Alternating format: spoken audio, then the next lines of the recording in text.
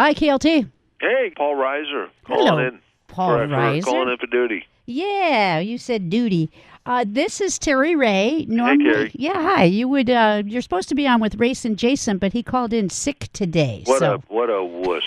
So I'm his stand-in. You know what? It's better to be with you. So let's introduce you officially. Paul Reiser, comedian, actor, television writer, author, and musician. A guy who spent a lot of time in my living room over the years, minus the snacks and the couch space. I feel like we've spent some time together, and it's awesome. Hi, welcome, Paul Reiser. Well, nice to be back in your living room. Yay! And you are, because Mad About You in particular was one of my favorite shows over the years, and now I'm obsessed with Stranger Things. And I saw you in The Spy Who Dumped Me. Oh my gosh, you're just on it. I actually went to that movie. I actually paid money and went to that movie, and was you and Jane Curtin playing the parents of... Yes, I had a little role in that. That was great fun. That was a really funny movie.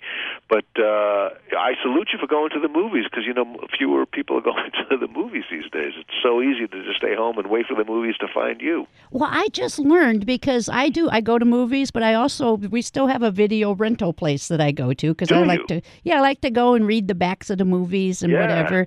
And I was there recently, and I was surprised at all the movies that had come out already. I mean, they had A Star Is Born, they had Mary Poppins, and I'm like, how are they here already? It's getting that window is getting smaller and smaller. It's 90 days from the day a movie's released. Yeah. 90 days later, it's in the video store, whether it's still in the theaters or not. That's what the guy told me. I'm like, seriously? Yeah, people are getting impatient.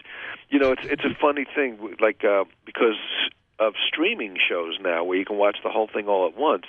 It's changed so much for viewers and for the people who make the shows.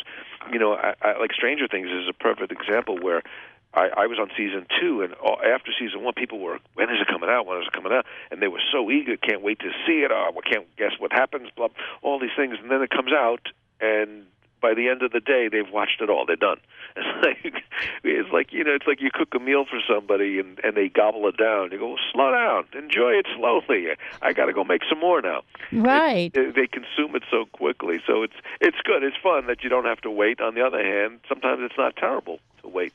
Well, the anticipation right now, Game of Thrones. Are you a Game of Thrones watcher? I'm not. I'm not proud to say, but I will honestly say I've never seen 12 seconds of that show. I have never seen it either, my friend. We are together on that. And so my wife loves it. My son, one of my sons loves it, and I say, "Good, you guys watch that. I'll go watch something else, and I'll see you in an hour." Because all those people were just like Sunday night. I'm finding I'm less and less tolerant of somebody getting a sword through their eye.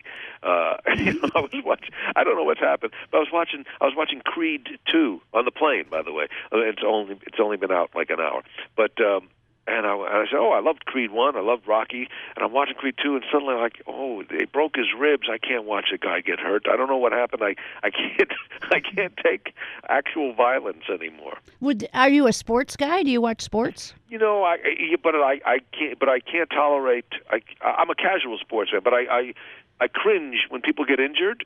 I cringe in a way I didn't when I was 30. Somehow it was entertaining, and now ooh, I can imagine how that feels. Oh, I've bent my knee backwards. That's not fun.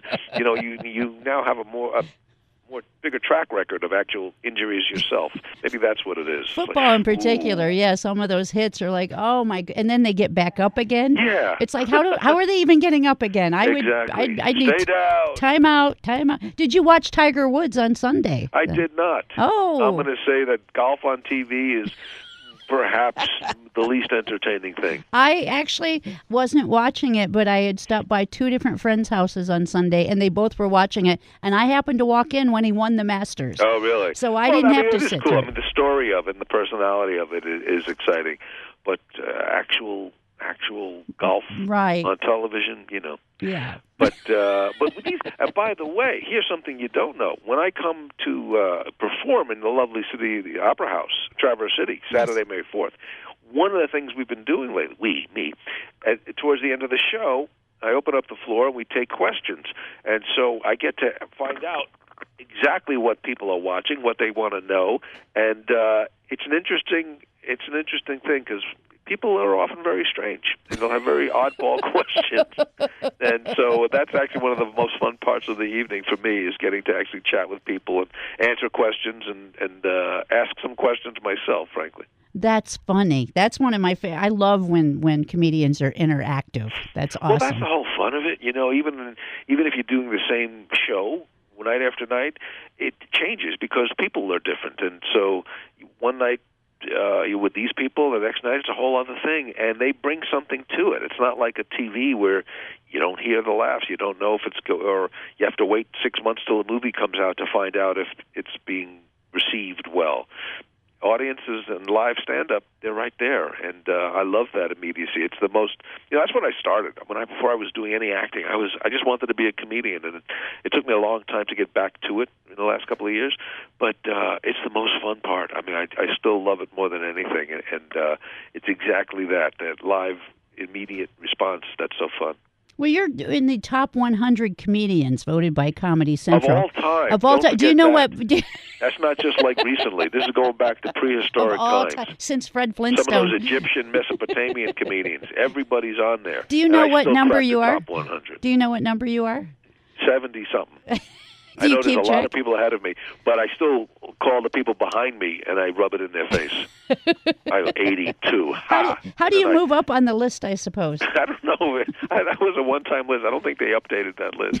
So I'm just whatever I was when they made that, I'm in. So it shall be for all time. I think number one was Laurel and Hardy. So it's not current. You know what I'm saying? So, Matt, about you, there's a revival. There's a revival. For years and years, we have been off the air for 20 years.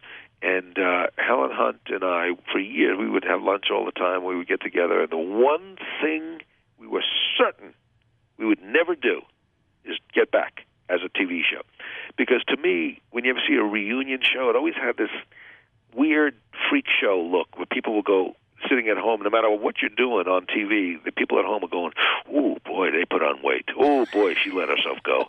He looks terrible." It's like a freak show, and I didn't want to be that.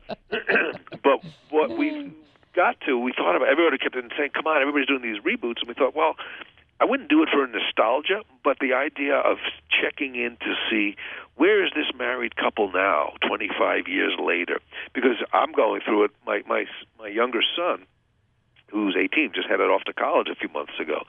And everybody tells you, all the things when people warn you, it doesn't really help you. People said, you'll see marriage is different. It's going to be really challenging. You don't get it until you do it. Well, the same thing now where everybody said, empty nest and your kids leave. I went, what do you mean? That's going to be great. And it's like, I get it now. It's really, it's just like when you got married for the first time in a sense, because it's just the two of you, and all your friends, all your family, they're on the other side of the wall, and it's just you. And that's sort of what happens again. So we thought that was a really fun, interesting place to write the show from. So we're going to do a limited series. We're going to do 12 episodes and get to see what it's like for these older people now to be going through and to see, what does it take to make a marriage work at this point in life, which is very different than when you're newlyweds. You're different people. You're older. You're more battle-scarred. So we're joined right now by Paul Reiser. He's going to be at the Traverse City Opera House Saturday, May 4th. The Mad About You, it says it's on Spectrum Originals. Spectrum was like Charter Spectrum is like DirecTV. They're like one of the top 2 or 3 TV providers, and everybody's getting into original content. And so we met with a lot of people with Amazons and all these things, and they were really hungry for this show because they were just launching their original content, and we would be their first comedy. So sadly, there are certain pockets of the country that don't get Charter, which I didn't know till afterward. We do here in Michigan. It'll air probably the end of the year or the beginning of next year, but immediately afterwards, it's going to be either on Amazon or somebody else. So even if you don't have Charter, you'll be able to watch it. But I kind of like the idea of being off network and doing it especially on a news streaming show news streaming platform where they were really eager and hungry to have us. So looking forward to doing it. So it hasn't happened yet? No, we haven't even written We just put paper in the typewriter. That's where we are. Okay, awesome. We'll have something to look forward to. You've missed nothing. Relax. Don't you worry. I will call you. Perfect. I was surprised to see, I guess I didn't know you were a musician, and you actually helped write like the theme song. The Man About You theme song was right? I was a music major in college. I was a piano player and a composition major. But that sort of happened by accident. About the week before Mad About You got on premiered in 1992, we were literally 2 weeks out, and we didn't have a theme song. We had one that I didn't like, and Helen Hunt and I were on a plane going to New York to do some publicity, and happened to sit next to Don Was, who's a Michigan guy. Don Was is a legendary musician and record producer, and he produced the Stones and Bob Dylan and everybody in the world. And we said, hey, I don't think we have a song we like. He said, well, why don't you and me write one? I said, well, what do you mean? He said, come on, we'll go in the studio tonight. I said, well, it has to be on the air in a week. He said, we'll do it. And so he and I went into a studio. We just started jamming and came up with this thing. And then on the plane back home, I wrote some words, and we got back, and he assembled these top-notch musicians, and there you go. And there we had a theme song. I went, that's how it happens, I guess. Wow. So, to this day. So that's me playing the piano on it when you hear that opening piano riff. That's a great story. And the irony is I didn't even know he was recording. He said, why don't you guys just practice? So we were practicing it, and then he said, okay, we're done. I went, but we didn't do it. He goes, no, we did it. It's like when the doctor gives you a shot and he distracts you. Right. Like, it's all over. It's like, yeah, that's what he did to me. That's awesome. I had no idea. That's a great story. Fun.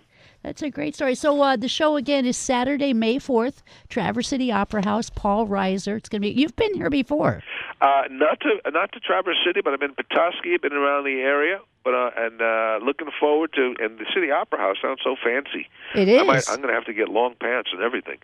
I'm going to do it right. Was it Petoskey? Were you at Adawa Casino? Is that where you were before? That sounds right. I was at that casino, and I was also in. Oh, it was a great little old. It's a little harbor, Harbor Springs.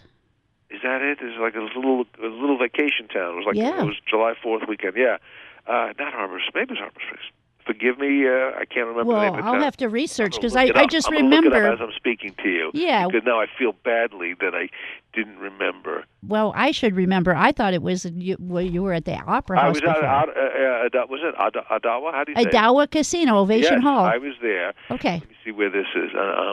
In Petoskey. No. I'm looking up. I have a list of everywhere I've been, and nowhere does it. Petoskey. Yeah, it was in Petoskey. July of 2013. But it wasn't really Petoskey. Now I'm going to look it up. Okay. So I will be there on May 4th, Saturday, May 4th, Traverse City Opera House. And are you going to be there? Be honest. I really want to be there. That's not the answer, though. Are you? Are you going to make it down? It's a Saturday. What are you doing? You don't work Sunday, right? Not usually. All right. So come on down and say hello for crying out loud. All right. I will, all right, man. I will be there, Paul. I look forward. Thank you so much for your time, and I look forward to being there. See you in a couple of weeks. This was fun. Thank you, Paul Reiser. You bet. Thanks so much.